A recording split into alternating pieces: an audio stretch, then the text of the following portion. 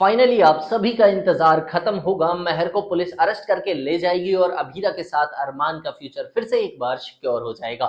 Superhit serial ये रिश्ता क्या कहलाता है का आने वाला एपिसोड इंटरेस्टिंग, धमाकेदार और एक नए प्लॉट ट्विस्ट के साथ आया है।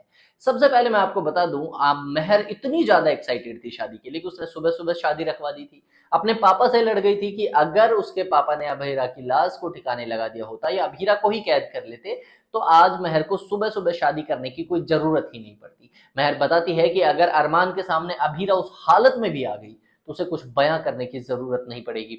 सबका सब कुछ सबके सामने बिल्कुल साफ हो जाएगा। महर की सच्चाई बिना कहे सबके सामने आ जाएगी। क्योंकि उस पूरे वेडिंग के एपिसोड में आपने देखा होगा कि महर वहां मौजूद थी, थोड़ी देर के लिए वो बाहर गई थी जब अभीरा वहां से गायब हुई और उसके बाद अभीरा कभी लौटी ही नहीं। उसके बाद एक और पॉइंट हुआ था जब महर की गाल पर एक खून का बूंद लगा हुआ छूट गया था और ये चीज मायरा ने देख ली थी। अब जब सबके सामने अभीरा इस हालत में आएगी मुक्ति के साथ, जब वो खड़ी भी नहीं हो पा रही, उसके सिर पे चोट लगी हुई होगी, तो आपको क्या लगता है घर वालों को किसी और सबूत की जरूरत होगी?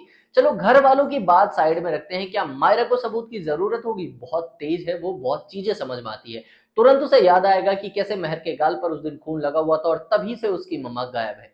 वेल दोस्तों, मैं आपको बता दूं, इन सब चीजों की, इन प्रोबेबिलिटी की कोई जरूरत नहीं है क्योंकि खुद अभीरा अब शादी के मंडप में आती है। आकर वो महर और अरमान की शादी रुकवाने के साथ साथ महर की सच्चाई सबको बताएगी। दादीसा के पास जो उसका नया वाला फोन है उसे लेकर उसका पासवर्ड खोल के महर के फोन से जो सीसीटीवी फुटेज उसने अपने फोन में लिया था वो सबके सामने प्ले करके दिखाएगी कि आखिर महर ने क्या किया है। वो सिर्फ वही नहीं दिखाती, उसके बाद ये भी बताती है कि जब उसने फोन में ये डेटा ट्रांसफर करने की कोशिश की थी, उसके बाद महर ने ही उसके सिर पे मारा था जिसकी वजह से वो वहां बेहोश हो गई थी। उसके बाद भी महर ने उसे मारने की कोशिश की और जब महर को लगा कि अभीरा मर चुकी है तो उसे वहां छोड़कर चली जाती। वो तो भला होता है कि मुक्ति उसे ढूंढते ढूंढते वहां तक आ जाती है जिसकी वजह से अभीरा उसे मिल गई। और हॉस्पिटल ले जाने के बाद अभीरा की मदद की उनके गराज वाली फैमिली ने।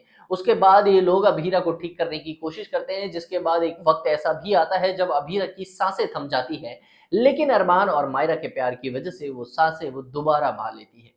जिसके बाद अभीरा अब घर लौटी है। लौटने के बाद अब वो शादी रुकवाने के साथ साथ पुलिस भी साथ लाई है। सबके सामने महर को अरेस्ट भी किया जाएगा और 8 साल पुराना केस जिसमें मुक्ति के पापा को मारने का केस था और अरमान ने उसे बचा लिया था, वो केस भी रीओपन हो जाएगा। जिसके बाद अब महर के पास कोई चॉइस नहीं होती है क्योंकि अब उसका असली चेहरा सबके सामने आ गया है। जिसके बाद अरमान भी उसकी बात नहीं मानेगा। अब अरमान को भी ये पता है कि 8 सालों तक उसके आंखों में ऐसा धूल झोंका गया जिसकी वजह से वो महर की सच्चाई को देख ही नहीं पाया।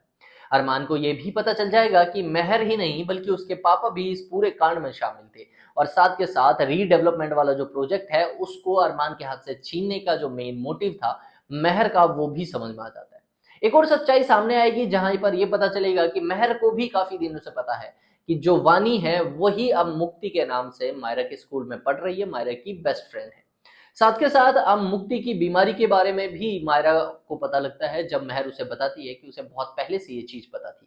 इसीलिए तो मुक्ति ने महर को पहचानने से इनकार कर दिया था जब वो स्कूल में उससे मिलने गई थी।